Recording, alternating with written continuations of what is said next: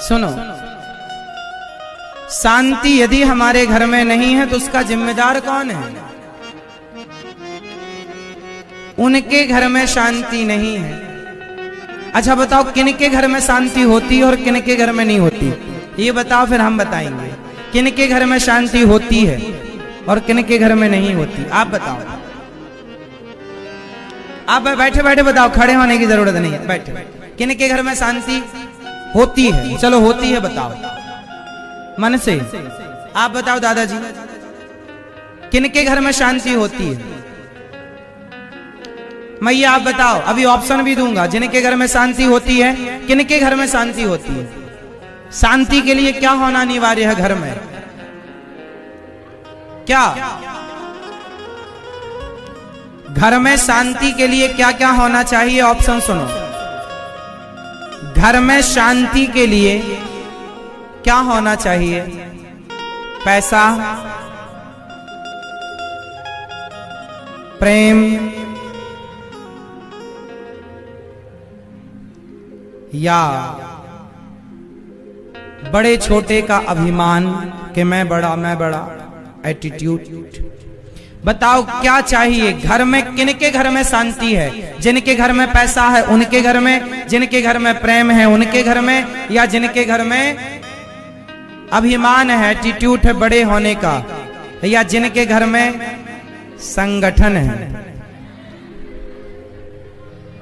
जो घर परिवार संगठित हो। बोलो क्या जरूरी है? उनके घर में शांति होती है। एक बार क्या हुआ, लक्ष्मी माता जाने लगी। एक घर में से लक्ष्मी जी टाटा करने लगे। अच्छा हम जा रहे हैं। लक्ष्मी जी बोली जा रहे हैं, तो घर का मालिक मुखिया बोला, माँ क्यों जा रही हो?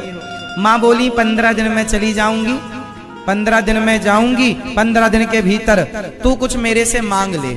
मैं जाऊंगी पर तू कुछ मांग ले, जो मांगेगा दूंगी। अब कहा माँ मुझे मौका दो, मैं घर में एक मीटिंग करूं।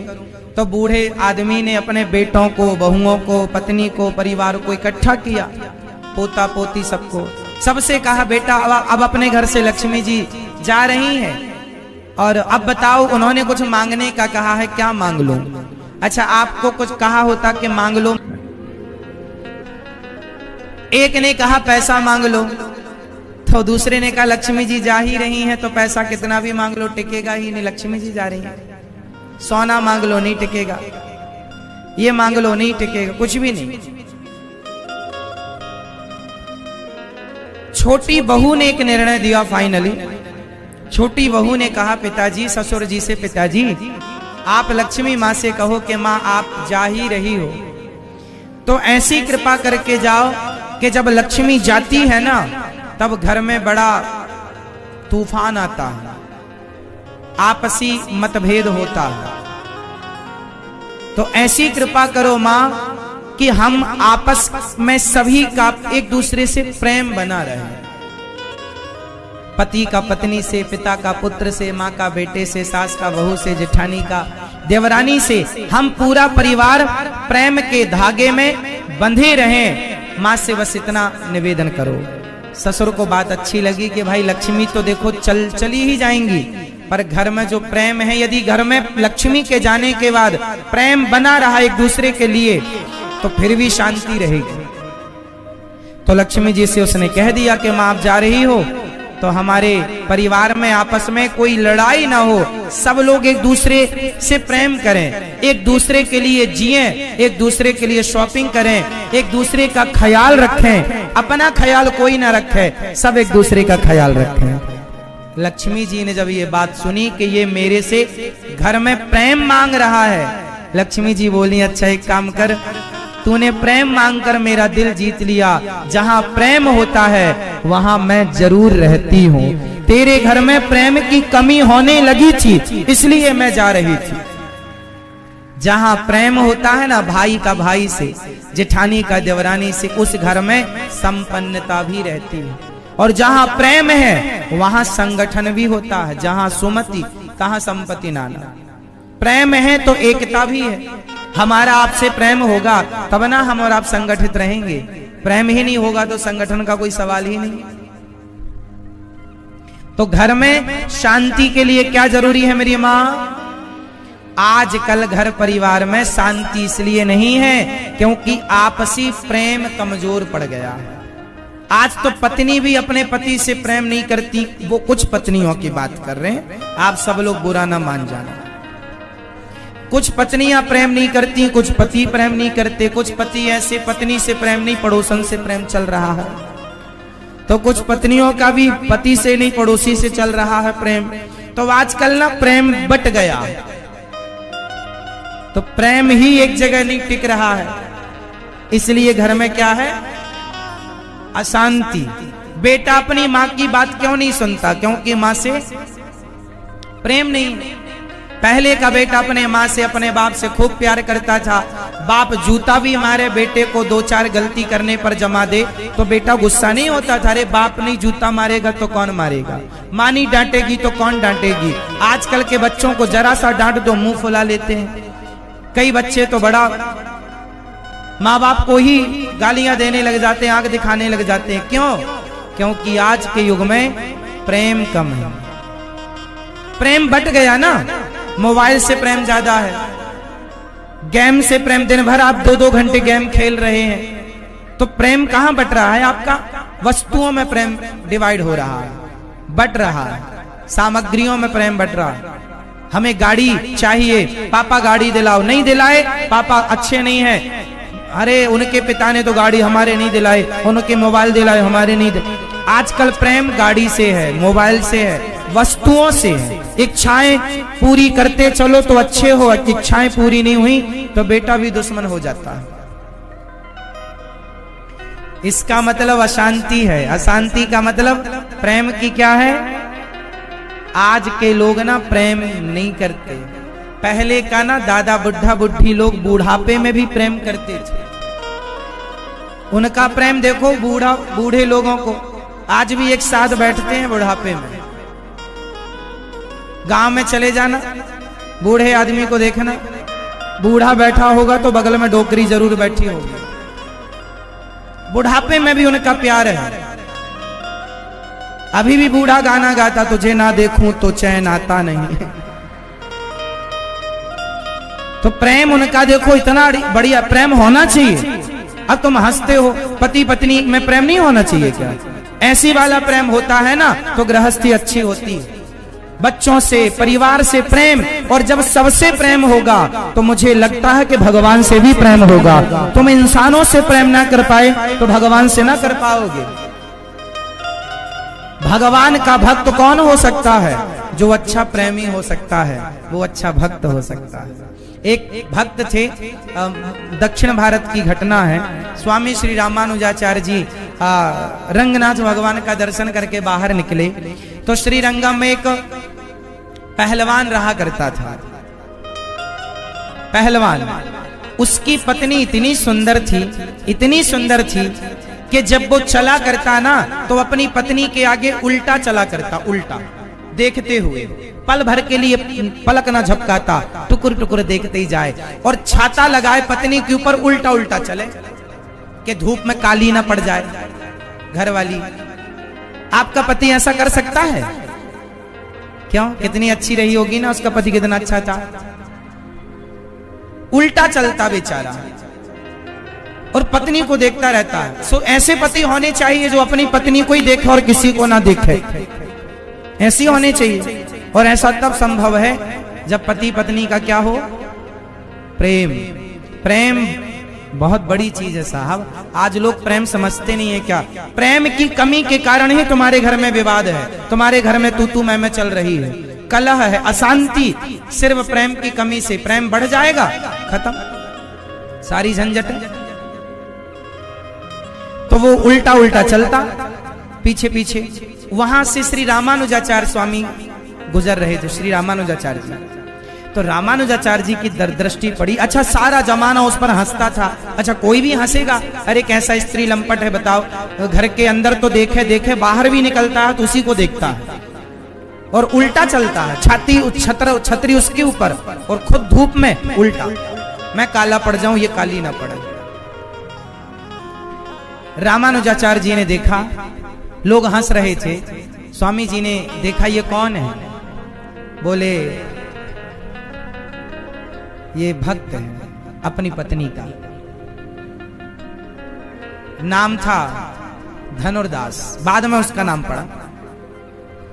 तो स्वामी रामानुजाचार्य जी ने कहा इसको बुलाओ मेरे पास। स्वामी जी के पास आया, बैठा स्वामी जी के पास है, पर देख रहा है पत्नी को टुकुर टुकुर। स्वामी जी ने कहा हमसे बात करो। हाँ हाँ आप सुनाइए, हम देख रहे हैं। देखे पत्नी को, बात करे स्वामी जी से।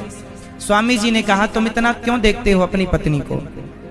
उसने कहा महाराज मेरी पत्नी से सुंदर कोई है ही नहीं। स्वामी जी बोले यदि मैं तुम्हें तेरी पत्नी से सुंदर एक छवि दिखा दूं तो धनुर्दास जी ने कहा, पहलवान जी ने कहा ठीक है दिखाओ। यदि आप मेरी पत्नी से सुंदर कोई रूप दिखाएंगे तो मैं मान लूंगा कि मेरी पत्नी से भी सुंदर धरती पर कोई है। रंगनाथ भगवान के मंदिर में स्वामी जी ले गए। और रामानुजाचार्य जी कौन है? साक्षात लक्ष्मण जी के अवतार। श्री रामानुजाचार्य जी ने रंगनाथ भगवान से प्रार्थना की और कहा प्रभु जरा अपना विशेष रूप एक झलक इसे दिखा दो। तो रामानुजाचार्य स्वामी जी के प्रार्थना करने पर भगवान ने दिव्य अपना, वही भगवान से सुंदर कोई होगा, और भगवान ने जो सुंदर रूप दिखाया वो आदमी अभी पत्नी को देख रहा था। स्वामी रामानुजाचार्य जी ने उसका मुंह पकड़ा और ऐसे भगवान की तरफ किया, और जब भगवान से आंखें मिली, नजर मिली, साहब चरणों में गिर पड़ा। वाह प्रभु इतना सुंदर। हाँ कोई इतना भी सुंदर होगा हमने कभी ना सोचा, कोई इतना भी प्यारा होगा हमने कभी ना सोचा। भगवान को देखने लगा और भगवान के चरणों में गिर पड़ा, रोने लगा। हे प्रभु मैं कहां पड़ा रहा, हाड़ मांस की सुंदरता में आप जैसा कोई नहीं, चरणों में गिरा। स्वामी रामानुजाचार्य जी ने उठाया, कहा तू अपनी पत्नी के साथ रह। लोगों ने, अच्छा स्वामी जी ने क्या कहा, आज से इस मंदिर का पुजारी तू। अब उनके शिष्यों ने बड़ा विरोध किया, स्वामी जी क्या कर रहे हैं, हम इतने सालों से यहाँ पूजा कर रहे हैं, हमें आप पुजारी नहीं बना रहे हैं, इसे पुजारी बना रहे हैं, ये तो स्त्री लंपट है, ये पत्नी को देखता है, ये पत्नी के सिवाय रहता नहीं है, ये कामी है। स्वामी जी ने कहा ये प्रेमी है। जो इंसान से सच्चा प्यार कर सकता है वही भगवान का सच्चा भक्त हो सकता है। जो इंसानों को धोखा देगा वो भगवान को धोखा देगा। जो इंसानों के लिए प्रेमी है वो भगवान के लिए प्रेमी है। इसलिए पहले इंसानों से प्रेम करना सीखो, पहले अपनी माँ मैं भगवान को देखना सीखो, अपने पिता में भगवान को देखना सीखो, फिर मूर्तियों में तुम्हें भगवान का दर्शन होगा। तुम्हें मूर्तियों में भगवान का दर्शन तब तक नहीं होगा जब तक तुम्हें इंसानों में भगवान का दर्शन नहीं होता।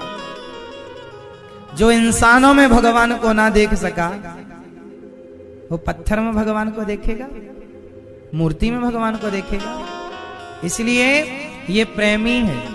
इसलिए कहता हूं अपनी पत्नी से, अपने पति से सच्चा प्यार करो, अपने भाई से सच्चा प्यार करो, अपनी जेठानी देवरानी, अपनी माँ, अपने बाप, अपने दोस्त से सच्चा प्यार करो, ताकि उस दोस्ती में, उस प्यार में कोई कपट ना हो, कोई छल ना हो, कोई ईर्ष्या ना हो, कोई द्वेष ना हो।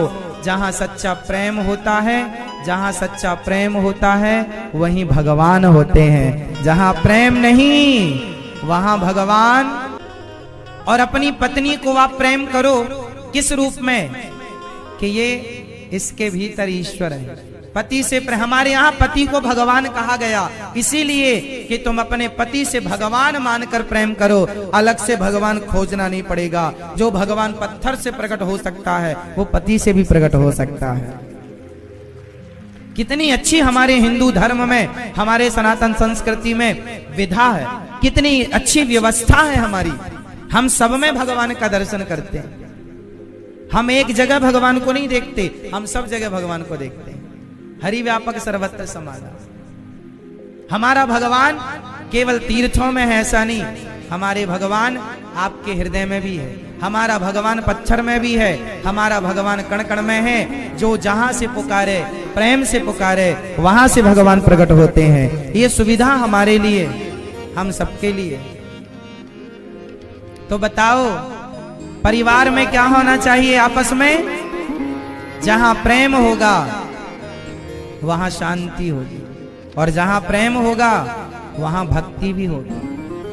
जहां प्रेम होता है वहां खुशियां भी होती हैं, वहां लक्ष्मी जी नाचती। राधे राधे, जय श्री कृष्णा, श्रीमन नारायण। नाम दिया रामानुजाचार्य जी ने उनका धनुर्दास, और वो पत्नी के साथ रहते गृहस्थ में रहकर इतने बड़े भक्त हुए कि आज तक धनुर्दास जी की गाथा गाई जाती है, सुनी जाती है। पत्नी से प्यार करने वाले ने भगवान से प्यार किया, और फिर उसकी पति और पत्नी दोनों फिर वो भगवान में समर्पित हुए और अच्छे भक्त हुए। भगवान अच्छे भक्तों में लोगों का नाम, पति पत्नी दोनों। राधे राधे, कैसी लगी आपको ये कथा? एक दिन क्या हुआ, स्वामी रामानुजाचार्य जी ने संतों से कहा कि अब ये पुजारी ये होंगे।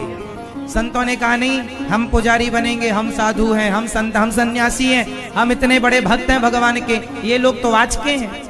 स्वामी रामानुजाचार्य जी ने क्या किया, जो साधु थे ना उन लोगों की लंगोटी छिपा दी, लंगोटी उनकी बदल दी। लंगोटी साधु के पास क्या होता, लंगोटी।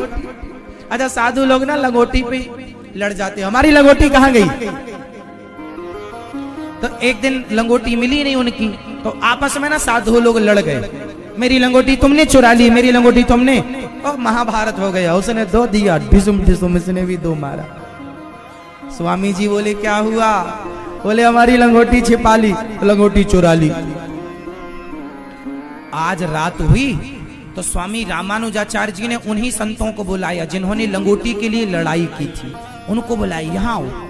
धनुर्दास की पत्नी कमरे में सो रही है, धनुर्दास भी सो रहा है, चुपके से जाना और धनुर्दास की पत्नी के गहने उतार के लाओ। रामानुजाचार्य जी ने उन लड़ने वाले साधुओं से कहा कि जाओ धनुर्दास की पत्नी, मतलब वो पहलवान की पत्नी जो बड़ी सुंदर थी, वो बड़ी गहना जेवर, वो बड़े पैसे वाले थे, जाओ उतार के लाओ। अब ये साधु गुरुजी की, अब गुरुजी मीन्स रामानुजाचार्य जी उनके गुरु, अब गुरु की बात कैसे टालें? और कहें गुरुजी चोरी करा रहे हैं, गुरुजी बोले जो कह रहे करो। अब गए, अब पत्नी ऐसे करवट पर सोई थी धनुर्दास जी की, तो इन्होंने कान के झुमके उतारने शुरू किए। फिर जैसे तैसे इन्होंने गले का हार काटा, तो काट के खींचा, हाथ का बाजूबंद भी उतार लिया, यहां सोने का। अच्छा धनुर्दास की पत्नी जाग रही थी, पर उन्होंने आंखें नहीं खोली। उन्हें क्या लगा कि मेरा धन यदि भगवान की सेवा के काम आ जाए तो ये तो मेरा सौभाग्य है कि मेरा धन जा रहा है सेवा में। तो उन्होंने क्या किया, करवट बदल ली। करवट इसलिए बदली कि इस तरफ का भी उतार लो, पर इनको लगा जाग गई और भागे। अब जब भागे, सवेरा हुआ, रामानुजाचार्य स्वामी जी को इन्होंने सोना दिखाया, इतना चुरा पाए हैं, मां की जाग गई। सवेरे एक सोने की थाल में सोना, चांदी, हीरे, मोती रखकर, सारे आभूषण रख के सोने की थाल में खुद पहुंच गई धनुर्दास की पत्नी। स्वामी जी के चरणों में थाल रख दिया, महाराज जी कल शिष्य लोग आए थे, कुछ उतार पाए, कुछ बेचारे डर के भाग गए, यदि जरूरत है तो ये लीजिए, ये दासी आपकी सेवा में समर्पित है। तो इस सोने का क्या करेंगे? यदि ये सेवा में लग जाए ठाकुर जी की तो इससे बड़ा सौभाग्य क्या, सोना थोड़ी ले जाएगा कोई, ये सेवा में लगाओ। तब स्वामी रामानुजाचार्य जी ने कहा, देख लो तुम साधु, तुम एक लंगोटी के लिए लड़ गए और उसका सोना उतार लिया, फिर भी उसकी भावना देखो। अब तुम ही बताओ कि तुम श्रेष्ठ हो कि ये श्रेष्ठ है?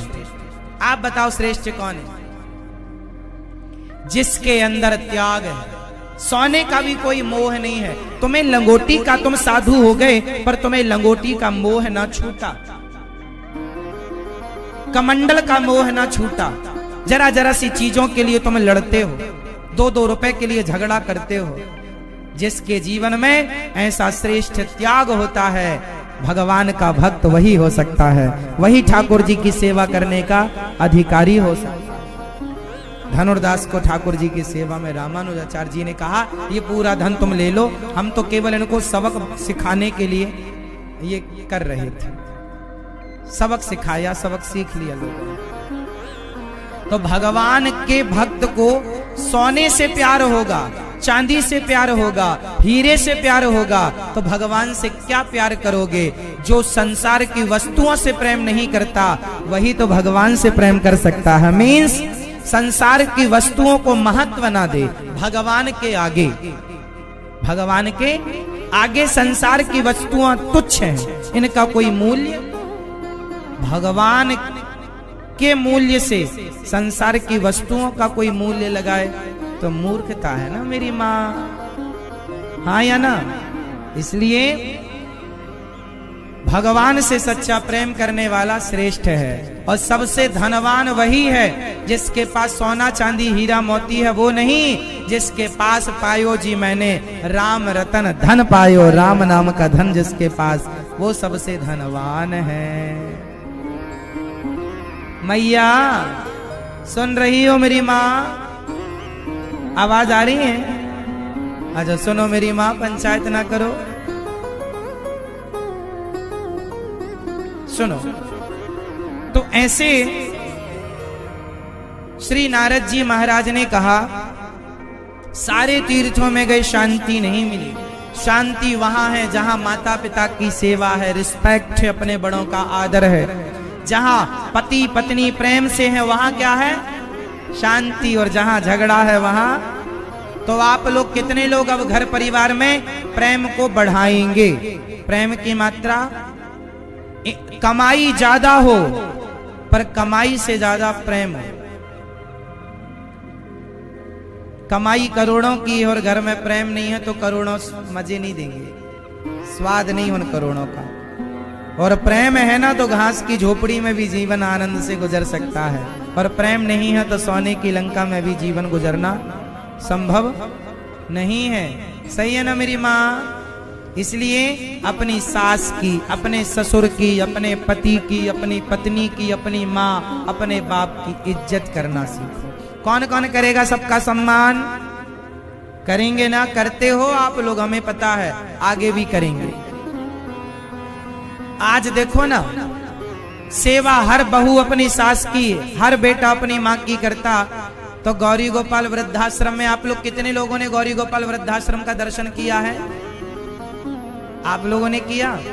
जो नहीं किया मैया कभी आना गौरी गोपाल वृद्धाश्रम, वहां वृद्ध माओं की सेवा होती है। वो माएं जिनके बेटे सेवा नहीं करते, आप लोग आके अपनी आंखों से देखना कि ये दास कैसे सेवा करता है। आप भी आइएगा और आप भी उस सेवा से जुड़िएगा। जब आप किसी सेवा से जुड़ते हैं, जब आप किसी सेवा को करते हैं, तो भगवान को ये समझना चाहिए कि ईश्वर ने हमें लायक समझा, कि ईश्वर ने हमारी इस सेवा को स्वीकार कर लिया। जैसे धनुर्दास की पत्नी ने सारा धन ले जाकर दे दिया कि आप यदि इस धन से सेवा कर रहे हैं तो कीजिए, पर स्वामी जी ने वापस कर दिया। तो आप जो ईश्वर ने योग्य बनाया है, आप सेवा जरूर कीजिएगा, क्योंकि सेवा से बड़ा कोई धर्म नहीं होता। पीछे कार्यालय लगा हुआ है, आप उस कार्यालय में दान देकर जो भी आप सेवा माओ के लिए आप चाहें तो देकर रसीद जरूर प्राप्त कीजिएगा। किसी के हाथों में यूं ही ना पकड़ा दीजिएगा, पीछे कार्यालय में विधिवत जाके रसीद जरूर प्राप्त कीजिएगा। अच्छा, गौरी गोपाल आश्रम में ना अन्न सेवा भी होती है। इस धरती में सबसे बड़ा दान कौन सा है? अन्नदान, सबसे बड़ा दान। कभी आइएगा, गौरी गोपाल जी की रसोई का प्रसाद किस किस ने पाया है? आप नहीं पाए तो जरूर स्वागत, आपका निमंत्रण है, आइएगा। एक बार की बात है, नारद जी वृंदावन आए तो यहाँ एक उदास कन्या को देखा। देवी तुम कौन हो? मैं भक्ति हूँ। ये ज्ञान मेरा बेटा, ये वैराग्य मेरा बेटा। ज्ञान वैराग्य कलयुग में मूर्छित पड़े हैं, क्या करें? तब नारद जी ने कहा क्यों? बोले कलयुग में भक्ति नहीं। ज्ञान वैराग्य की पूछ नहीं है, बड़े परेशान। भक्ति तो ठीक है, फिर भी जवान है, पर बुढ़ापा ज्ञान वैराग्य को ज्यादा है। नारद जी ने वेद पुराणों का उपदेश, वेद वेदांत घोषश्च गीता पाठिर मोहु मुहुर्मुहु खूब सुनाया, पर शांति ना मिली। तब नारद जी ने सत्कर्म की खोज शुरू की। सनकादियों ने कहा भक्ति को भागवत सुनवाओ। भक्ति महारानी को क्या सुनवाया गया? हरिद्वार की पावन धरती पर सनकादियों ने 4 आसन लगाई, सनक सनंदन सनातन सनत कुमार, और भागवत शुरू हुई। और जब भागवत की महिमा हुई, सदा सेव्या श्रीमद् भागवती कथा। जिसको भी ये कथा अच्छी लगी वो कमेंट में राधे राधे जरूर लिखें। जय श्री कृष्ण, राधे राधे, श्रीमन नारायण।